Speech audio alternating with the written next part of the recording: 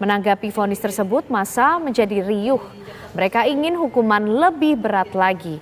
Sempat terjadi ketegangan ketika massa hendak mencegat mobil yang membawa MKC keluar Pengadilan Negeri Ciamis. Namun aksi massa dihalau aparat gabungan yang sudah berjaga sejak Rabu pagi.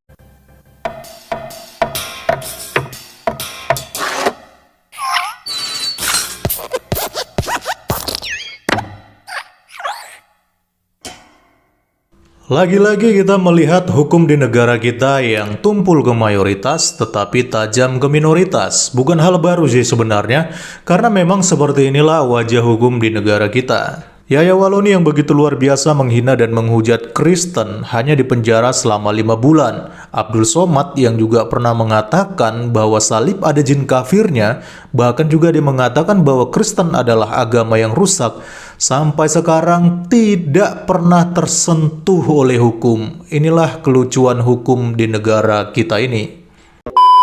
Terdakwa kasus penistaan agama M. Kosman alias MKC dijatuhi vonis 10 tahun penjara oleh Majelis Hakim Pengadilan Negeri Ciamis, Jawa Barat. Majelis Hakim yang dipimpin Vivi Purnamawati menjatuhkan vonis 10 tahun penjara kepada terdakwa M. Kosman alias MKC dalam kasus penistaan agama.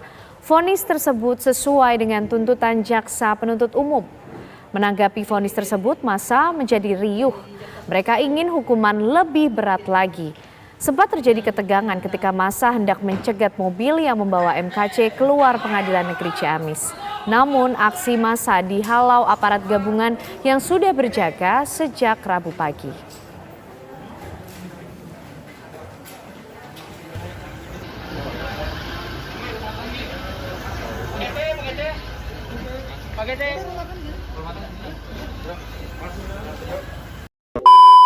Oke, jadi Muhammad KC divonis 10 tahun penjara dan itu katanya sesuai dengan tuntutan yang diberikan jaksa penuntut. Tetapi meskipun sudah sesuai dengan tuntutan dari jaksa penuntut, dan di dalam video tadi kita bisa melihat ya, reaksi massa yang hadir di dalam persidangan ya. Mereka ternyata tidak terima dan menuntut supaya Muhammad KC dihukum lebih berat. Parah nggak tuh? Bahkan kita melihat ya, Pak Muhammad KC sampai dikawal oleh aparat keamanan ya, dikawal dengan aparat keamanan yang cukup banyak untuk melindungi dari massa yang marah karena mereka merasa tidak puas Pak Muhammad KC hanya dituntut 10 tahun penjara. Tapi dari sini kita bisa melihat ya perbedaan antara manusia beradab dan manusia yang nggak punya adab. Yaya Waloni yang hanya dipenjara 5 bulan, tetapi kita bisa melihat ya respon dari orang-orang Kristen yang agamanya dinistakan. Kita hanya bisa legowo, terima ikhlas, dan nggak menuntut aneh-aneh supaya hukumannya diperberat. Nggak ada hal seperti itu. Bahkan di penjara sekalipun, Yaya Waloni ini ya berdasarkan pengakuannya, justru dia banyak dibantu dan ditolong oleh orang-orang Kristen. Luar biasa kan? Nah, sekarang kita bandingkan ya dengan Pak Muhammad KC yang hukumannya jauh lebih parah ya dibanding Yaya Waloni ya, sampai 10 tahun penjara. Tapi para kadrun justru nggak terima dan ingin supaya hukumannya diperberat. Jadi sekali lagi kelihatan sekali perbedaannya di sini ya. Mana umat yang beradab dengan mana umat yang nggak punya adab. Bukan hanya di video sih sebenarnya, di kolom komentar pun kita bisa melihat banyak umat kadrun yang tidak terima keputusan hukum yang diberikan ke Pak Muhammad KC. Padahal hukumannya sudah sangat berat ya. Mari kita cek komentarnya teman-teman. Oke, yang pertama kita lihat ada komentar yang mengatakan begini teman-teman. Ini tidak adil, kenapa MKC divonis 10 tahun penjara, seharusnya divonis 20 tahun penjara. Saya kadang heran dengan manusia-manusia jenis seperti ini ya teman-teman. Yaya Waloni yang jelas menghina dan menghujat Kristen walaupun hanya dipenjara 5 bulan ya. Dan sedangkan Pak Muhammad KC dipenjara 10 tahun, lalu dia bilang ini tidak adil. Bahkan dia minta supaya hukumannya ditambah 20 tahun. Ini fix manusia nggak pakai otak kayaknya sebelum komentar. Padahal hukuman 10 tahun saja itu sudah termasuk berat dan terdapat beberapa kejanggalan ya, yang dimana nantinya Pak Muhammad KC akan naik banding sih katanya. Tapi kok manusia satu ini dengan ketololannya, ya dia bilang supaya hukumannya ditambah jadi 20 tahun. Rusak kayaknya otaknya ini. Wow, ringan banget, MCK divonis hanya 10 tahun penjara, kirain seumur hidup. Nah, ini juga salah satu manusia yang otaknya mungkin sudah dikuasai ketololan yang akut ya teman-teman. Nggak mengerti hukum, tapi dengan bangga memberikan komentar untuk memamerkan ketololannya sendiri. Undang-Undang Penodaan Agama itu tertuang di pasal 156A KUHP ya teman-teman. Dan di situ dijelaskan hukumannya berdasarkan pasal 156A ini adalah dipidana dengan pidana penjara selama 5 tahun. Jadi itu 5 tahun kalau di dalam 156A KUHP ini teman-teman bagi yang terbukti melakukan penodaan agama. Jadi bukan 10 tahun atau bahkan bukan seumur hidup sih sebenarnya. Nggak ada ceritanya kalau penodaan agama dihukum seumur hidup seperti yang dikatakan netizen tolol tadi ini teman-teman.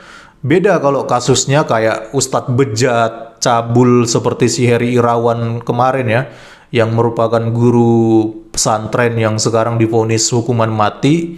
Nah itu baru cocok ya, karena kan gara-gara Ustadz bejat dan cabul ini kan banyak anak-anak yang dibobol kesuciannya dan rusak masa depannya. Jadi sebelum komen, setidaknya ngerti hukum dulu lah, supaya nggak kelihatan tolol-tolol amat jadi kadrun ya. Ada lagi yang bilang begini teman-teman, huhui anak-anak domba pada kejang-kejang. 10 tahun nggak gampang loh, mati di penjara tuh Kosman. Untung Yaya Waloni cuma 5 bulan. Nah, kalau komentar yang ini sangat menunjukkan ciri khas kadrun pada umumnya ya teman-teman, yaitu standar ganda. Makanya kalau kita mau ngomong keadilan sama kaum kadrun, itu jangan harap bisa ketemu ya. Mustahil kalau kita ngomong keadilan dengan para kaum-kaum kadrun, itu mustahil bisa nyambung teman-teman ya. Karena dilihat dari komentarnya ini, dia ini tahu kalau Yaya Waloni dan MKC sama-sama kena kasus yang sama, penodaan agama.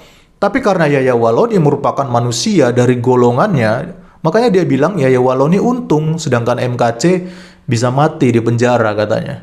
Jadi selama masih banyak kaum kadrun yang buta tentang keadaan seperti ini, hanya karena dianggap berbeda dengan dia, percayalah, inilah salah satu alasan kenapa negara kita tidak maju-maju sampai sekarang.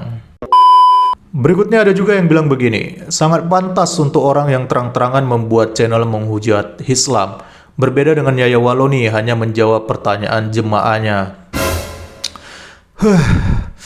Nah ini juga sama teman-teman ya. Dia membandingkan Yaya Waloni dengan Muhammad KC lagi-lagi pakai standar ganda ya.